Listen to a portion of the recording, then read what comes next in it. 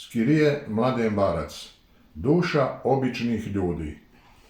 Prvi poznati ljudi svojim delom i životom fundamentirali su sva naša mesta, ulice i sela. Osim njih, spametujemo se i običnih malih velih ljudi, ki su svojim delom dali zasprave del sebe, da nam mesta lipše zgledaju.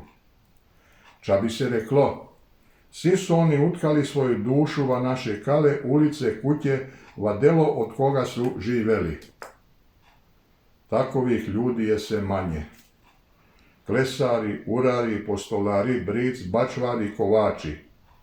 Da se moru skontat njihove nikdanje dela, kije koliko kamik isklesal, šundranih ur i postoli popravil, glavo strigal i brado barbiril, bačavu delal, ograd skoval, sigurno bi se kivo našal i va Guinnessovom libru od rekordi. U sve ovo toličo pisano, nestalo je drobnih del, ke su našem čoviku pomogle da mu bude lakše va žitku. Zotim mislim, na seče je bilo vezano okolo torno njegove kuće. Nigda su va naši klanci i ulice prihajali brusači, ki smo zvali lumbrelari, z druga bi vezijali. Brusimo škare, popravljamo kišobrane.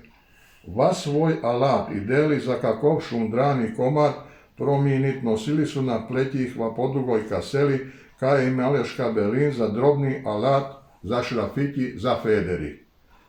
Lumer, ki je doma imel ča šundranoga ili tupog za nabrusit, zihajal je s kutje vanka, noset ku lumbrelu, škare noži. Ako je za popravit fajn toga imel, bi se pojajal da se nije projde. Osim ovistih, naše mesta su obahajali i ljudi, ki su padele i lonci krpali.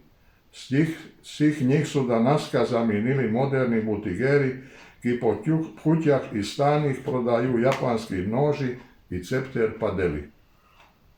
Daju zotini recipis, kako kuhat bez ula i kako se more prišparat letrika, plin, drva.